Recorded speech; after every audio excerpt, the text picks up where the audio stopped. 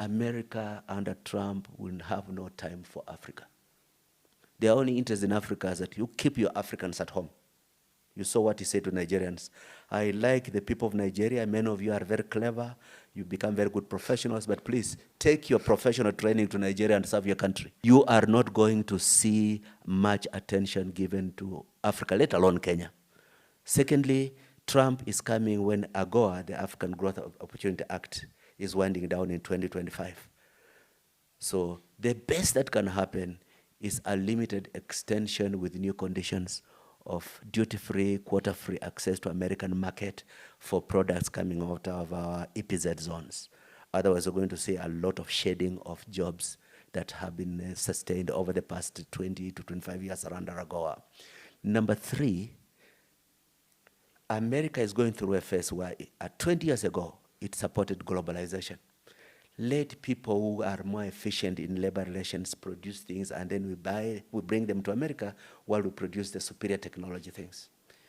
In the last 10 years, it went what they call nearshoring, that instead of importing parts from China and Southeast Asia, we start importing them from Mexico and Canada. And what you see, what Trump saying before he comes into office, 25% increase of tariffs on Canada and Mexico. It means that it's going beyond nearshoring. He wants production processes to be reshored inside the US. So a lot of jobs that are dependent on American markets, apart from things like coffee and so on. Yesterday, you heard me announce during my speech that henceforth same-sex marriage in our country is prohibited. It is as simple as that. And the reason we should worry across Africa and in Kenya specifically is that our governments have left the HIV programs to be predominantly externally funded. Where is Kenya going to get the leeway to actually bring in $30 billion if they struggle with a gap of $1.5 billion already right now? So I would say that is not possible, which means that it's actually going to have a huge impact on provision of testing, because this money also buys the test kits, provision of ARVs to the people living with HIV, and also to ensuring that they are sustained on treatment. A withdrawal of PEPFAR would withdraw 40 billion shillings a year, which worries me, because now if that ends cold turkey or suddenly, where is Kenya going to get 40 billion Kenya shillings a year to actually address the HIV program? My honest view is that reproductive health is the country's first social investment, and that cannot be left to neighbors or friends. Because when you think about reproductive health, you're talking about the country's socio-economic. Hello guys, and welcome back to Mora TV. So guys, Donald Trump took office. He's making strides for his country. He's securing his country. He's doing whatever he can to make America great again, because that has always been his slogan. So guys, sijui nianzie wapi, because a lot is going to really affect us. A lot is going to hit us so hard, okay? But before we go there, let us talk about the gender problem, or the gender issue, that Trump doesn't want LGBTQ in his country. He wants two genders, male and female, okay? Yesterday, you heard me announce during my speech that henceforth same-sex marriage in our country is prohibited. It is as simple as that. He's saying that it doesn't matter how much you're going to scream on social media. It doesn't matter how many times you're going to demonstrate. It doesn't matter what you're going to do, but he's not going to accept LGBTQ. Okay? And I'm just feeling like LGBTQ now are going to be, or the gay community to be precise, are going to have a lot of disadvantages as individuals, because getting a job is going to be hard, you know. And I just feel like, or I heard something, I'm not sure if it's true, I heard that those who are in the military and are under that class of people are going to be fired. I don't know how true that is, but things are radical. Things, yani vitu tu zinakimbia. Because this guy has not even finished 3 days in office, but things are moving at a high speed, okay? And what do you think about LGBTQ, to be precise? Because I feel like those people They, he, she, they do, whatever they are. I'm not judging them, but I do not like the way they force their lives on us. But they do not want us to tell them that this is the way to live, okay? So it doesn't matter what you do with your life, but don't instill it into our children or into us, okay? Because I always see, maybe sometimes you see cartoon, there's always an LGBTQ aspect somewhere, soaps, LGBTQ aspect somewhere. There's always that trying to, this culture trying to infiltrate into the normal culture that we are used to, okay?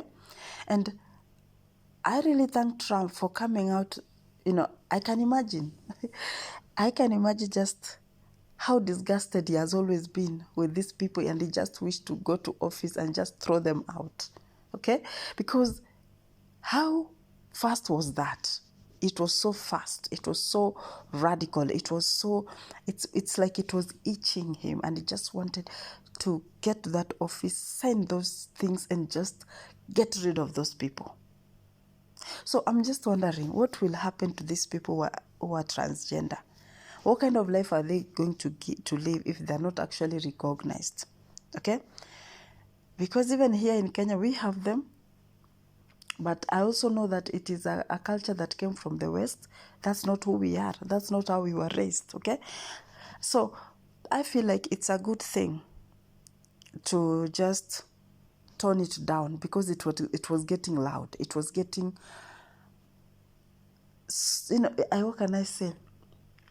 It was starting to become normal. It was becoming a way of life. And that's not the way it is. I mean, I never saw LGBTQ in the Bible.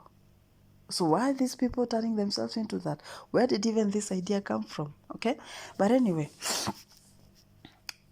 Donald Trump has made strides for his country, like building the wall from Mexico, or from, I think it's Latin America, I'm not sure, with the United States of America. And this wall, I think, is supposed to stop migrants who come in with drugs, because Latin America is known for drugs, who bring in drugs from those areas to America. Donald Trump has signed out of World Health Organization. Do you know what that means for Kenya? Because from what I saw, or from what I read, Kenya is 100% funded on HIV disease, okay? It is 100% funded. So any treatment that we get for AIDS or HIV positive people is 100% sponsored. So if Donald Trump is signing out of this treaty, health treaty, then where do we remain? Where are we? Where our friends, our fathers, our neighbors, whoever has that problem is going to have? Because what will happen if you are HIV positive and you cannot get this medication? Because I feel we are about to experience severe deaths, or a lot of deaths in other words. Because if we are 100% funded by WHO, and you remember America is a superpower, so if America is signed out, then what remains of us, or African countries that believe in WHO, World Health Organization? It is very sad. And I just feel like we should buckle our belts, because it's gonna be a bumpy ride. I don't know where we are going, but man, whatever the trip or whatever the journey, it's gonna be a bumpy one. Or what do you think, guys? Anyway, subscribe, like, share, and above all, comment, okay? And pray for Kenya, because things are not okay, okay? Okay, guys, bye, and stay tuned for the next one. Thank you.